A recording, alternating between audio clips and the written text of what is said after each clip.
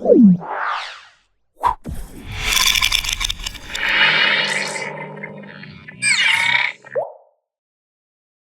నేను మీ మాధురి. మనకి గ్రాటిట్యూడ్ ఏ పనిలో అయినా సరే కూడాను మనం గ్రాటిట్యూడ్ చూపించాలి అని అంటారు.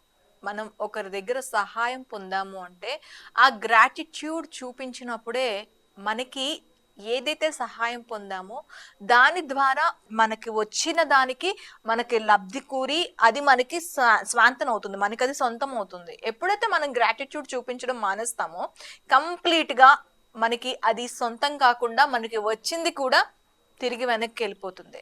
సో మనం ఇన్నిస్తున్న విశ్వానికి ఎప్పుడైనా థ్యాంక్స్ చెప్పామా?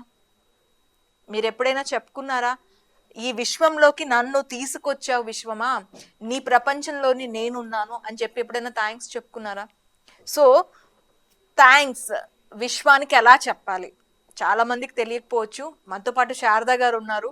శారదా గారిని అడిగి అసలు తెలుసుకుందాం. శారదా గారు life coach and law of attraction affirmations trainer. తనని అడిగి డీటెయిల్ గా తెలుసుకుందాం. హలో శారదా గారు. శారదా గారు, థ్యాంక్ యూకి అలాగే విశ్వానికి ఉన్న సంబంధం ఏంటి? అసలు ఇది థ్యాంక్ యూకి విశ్వానికి చాలా చాలా పెద్ద సంబంధం ఉంది మేడం.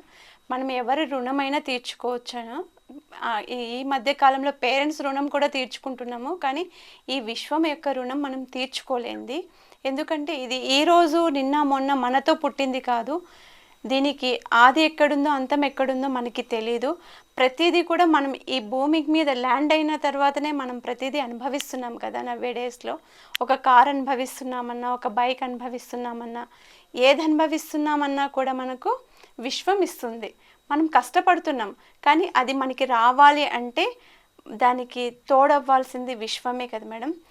నేను వస్తూ ఒక బెంజ్ కార్ నచ్చింది మేడం. నాకు చాలా బాగుంది, చాలా రాయల్గా అనిపిస్తుంది, కానీ నేను ఇప్పుడు కొనలేను దాన్ని. నాకు కొనే టైం రావాలి. నేను అప్పుడు అంటాను విశ్వానికి, నాకు ఆ కార్ నచ్చింది, చాలా బాగా నచ్చింది, నాకు ఆ కార్ ఎప్పుడు వస్తుందని దాని గురించి నేను థింక్ చేస్తూ పొద్దున్న లేసినప్పటి నుంచి కారే కనిపిస్తుంది, పడుకున్న కారే కనిపిస్తుంది, ఎక్కడ చూసినా కారే కనిపిస్తుంది నా మైండ్కి. ఆ కార్కి వెళ్ళి నేను థ్యాంక్ యూ చెప్పేసి వచ్చాను. ఎప్పుడైతే నేను ఆ కారుకి థ్యాంక్ యూ చెప్పేసి వచ్చాను, ఏదో ఒక్కరోజు ఆటోమేటిక్గా అది నాకు వస్తుంది. ఇది మీరు బిలీవ్ చేస్తారా మేడం? 100%. మీకు ఇప్పుడు బంగారు గోల్డెన్ షాప్కి వెళ్తారు, మీకు ఒక మంచి జ్యువెలరీ నచ్చింది, అది చాలా అందంగా ఉంది, కానీ మీకున్న బడ్జెట్కి ఆ జ్యువెలరీ రావట్లేదు. ఇంకొన్ని రోజులు మీరు కష్టపడాలి అది రావాలంటే. కాబట్టి ఆ జ్యువెలరీ మీదే మనసు ఉంది, మీకు తీసుకోవాలని ఉంది. కానీ ఆ జ్యువెలరీని ఒకసారి బాగా పైనుంచి కింద వరకు చూసి థ్యాంక్ యూ చెప్పేసి రండి. నెక్స్ట్ ఇయర్ కంపల్సరీ మీకు ఏదో ఒక రూపంలో ఆ జ్యువెలరీ, అదే సెట్, అదే మోడల్, అదే డిజైన్ మీ దగ్గరికి ఎవరైనా గిఫ్ట్ ఇవ్వడమో లేకపోతే మీరే వెళ్ళి కొనుక్కోవడమో జరుగుతుంది. మీకు ఈ ప్రపంచంలో ఏ వస్తువు అయినా కనిపించినాయండి, మీకు నచ్చింది. ఇప్పుడు మీకు శక్తి ఉందనుకోండి, వెళ్ళి తీసుకొని వచ్చేసేయండి. ఒక్కొక్కసారి ఉండదు పరిస్థితులు, మన బడ్జెట్ తక్కువ ఉంటుంది, అది పెద్దగా ఉంటుంది వస్తువు, కాబట్టి మనం ఒక్కొక్కసారి రాదు. దాని మీద మనసు అయితే మనకుంది, కానీ మీరు ఒకసారి ఆ వస్తువుని చూసి థ్యాంక్ యూ. అది రోడ్డు మీద వెళ్తున్నా పర్వాలేదు, మీకు రోడ్డు పైన కనిపిస్తున్నా పర్వాలేదు, ఎక్కడ కనిపించినా పర్వాలేదు, థ్యాంక్స్ చెప్పేసి వచ్చేయండి. మీకు నెక్స్ట్ ఇయర్కి వెళ్ళా మీ డోర్లో ఉంటుంది అది. ఇది మీరు బాగా బిలీవ్ చేయాలి. థ్యాంక్స్కి అంత ఇంపార్టెన్స్ ఎందుకు ఉంది అంటే మేడం, మనము ఎక్కడి నుంచి మన తల్లిదండ్రులకి పుట్టాం, కానీ మన తల్లిదండ్రులు వీళ్ళే అని ఎవరు డిసైడ్ చేసుంటారు? భగవంతుడే డిసైడ్ చేస్తాడు. భగవంతుని చేతిలోనే బ్రహ్మే రాస్తాడంట కదా మేడం రాత. కానీ ఈరోజు నవ్వే డేస్లో మన రాతలు మనమే రాసుకుంటున్నాం, భగవంతుని రాతని ఫాలో అవ్వట్లేదు. మనము సుఖంగా ఉంటున్నామని అనుకుంటున్నాం, కానీ అదంతా యాక్టింగే. నిజమైన సుఖము అంటే ఎక్కడ ఉంటుందో తెలుసా మేడం? మనం ప్రతిదాన్ని ఆస్వాదించాలి, మంచి ఫుడ్ తినాలి, హెల్దీ ఫుడ్ తినాలి, హెల్దీగా బతకాలి. లైఫ్ స్టైల్ మొత్తం చేంజ్ అయిపోయింది.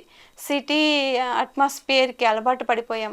ప్రతి ఫుడ్ ఫాస్ట్ ఫుడ్ తింటున్నాం, ప్రతిదీ మనకి హెల్త్ ఎఫెక్ట్ అవుతుంది, లేనిపోని రోగాలు వస్తున్నాయి. ఎప్పుడైనా కరోనా అనేది ఉందని మనకు తెలుసా మేడం? కానీ అప్పట్లో కూడా బోధి ధర్మ కాలంలో కూడా వ్యాధులు ఉన్నాయి మేడం, కానీ ఇంత సివియర్గా లేవు. ఇంత హాస్పిటలైజేషన్ అయ్యే సిచ్యువేషన్ లేవు. అప్పుడు విశ్వంలో నుంచి ఏదో మందు మాత్ర తీసుకొచ్చి ఆకులు తీసుకొచ్చి వాటిని మందులుగా తయారు చేసి మెడిసిన్గా ఇచ్చేస్తే తగ్గిపోయేవి. ఇప్పుడు ఒక హాస్పిటల్కి వెళ్ళాలంటే 10 లక్షలు 15 లక్షలు 50 లక్షలు అయిపోతుంది. ఒక కరోనా సిచ్యువేషన్లో మనం లీడ్ చేసాం. కానీ ఇలాంటి వ్యాధులన్నీ మనకి శరీరానికి అటాక్ కాకోకుండా ప్రతిరోజు మనము విశ్వంలోకి వెళ్ళి ప్రశాంతమైనటువంటి ఎయిర్ని మనం పీల్చుకొని ఇంత మంచి లైఫ్ నాకు ఇస్తున్నందుకు థ్యాంక్ యూ. ప్రతి దానికి థ్యాంక్ యూ. ఇప్పుడు మీకు డబ్బు కావాలి, విశ్వమా నాకు డబ్బు ప్రవాహం లాగా ప్రతిరోజు నా ఇంటి డోర్ దాకా రావాలి, ఇలా ఇస్తున్నందుకు థ్యాంక్ యూ. నేను ఈరోజు ఇక్కడ దాకా వచ్చి ఇంటర్వ్యూ చేస్తున్నందుకు థ్యాంక్ యూ. ప్రతి విషయాన్ని మీరు ప్రతి పని చేసేదానికి కూడా థ్యాంక్ యూ చెప్పాలి మేడం. అరిస్టాటిల్ సైంటిస్ట్, ఆయన ఎంత పెద్ద సైంటిస్ట్ మేడం.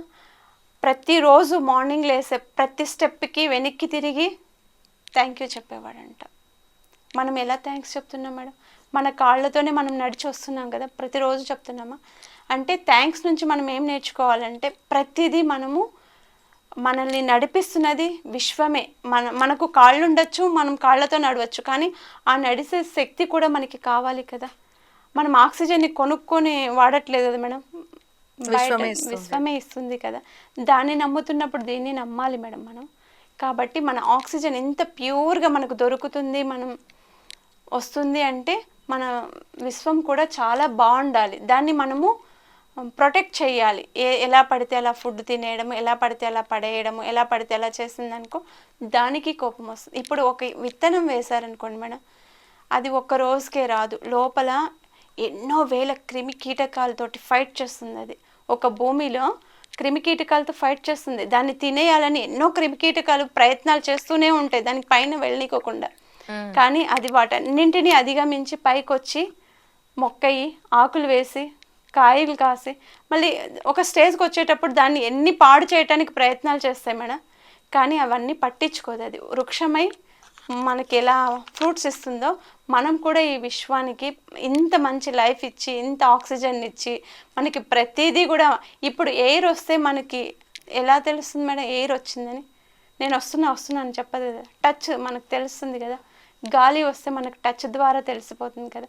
ఇంత మంచి వాతావరణాన్ని మనం ఎంజాయ్ చేస్తున్నప్పుడు, డబ్బులు వస్తున్నప్పుడు మనం విశ్వానికి కూడా ఎందుకు సమర్పించకూడదు మేడం? ఇప్పుడు వచ్చిన ప్రతి డబ్బు మనమే ఎందుకు తీసుకోవాలి? మొక్కల్ని నాటచ్చు కదా. లేకపోతే 5% 2% తీసి మనము ఏదైనా సేవ చేయాలి కదా. ఇప్పుడు మీకు 1,00,000 రూపాయలు వచ్చింది అనుకోండి మేడం, అందులో నుంచి మీరు 5% కంపల్సరీ తీసేయాలి.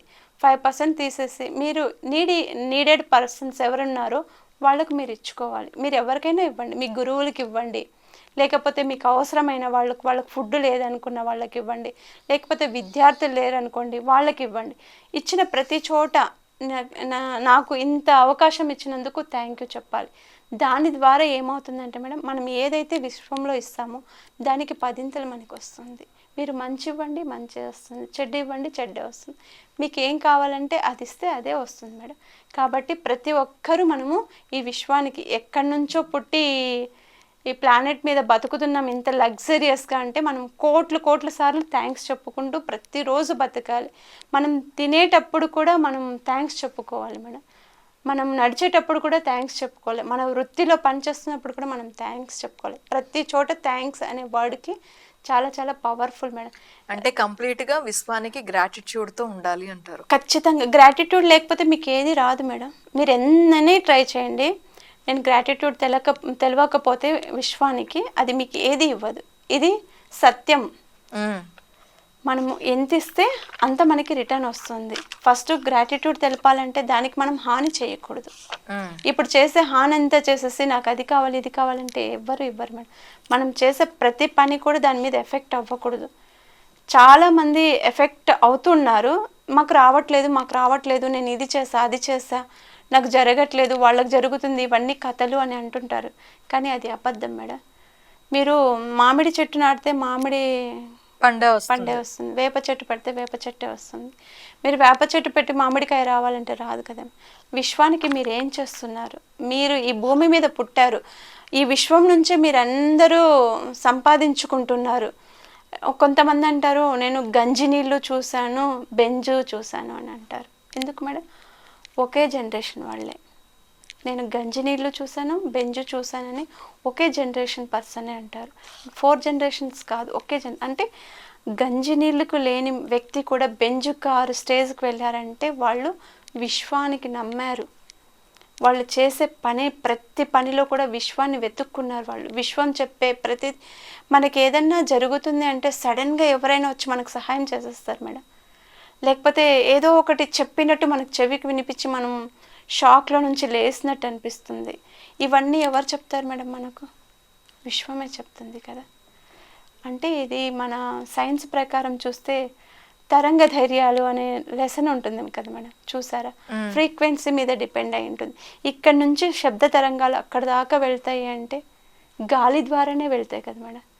గాలి కూడా అంత కూల్గా కామ్గా ఉన్నన్ని రోజులే మనకి అన్నీ బాగా జరుగుతుంది.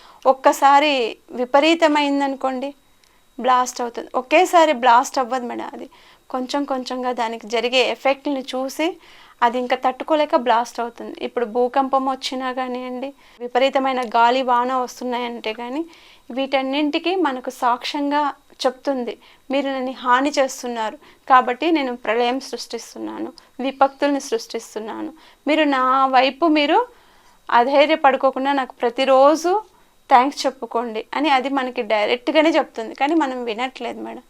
అది వినుకోకుండానే మనం ఇవన్నీ తెచ్చుకున్నాం.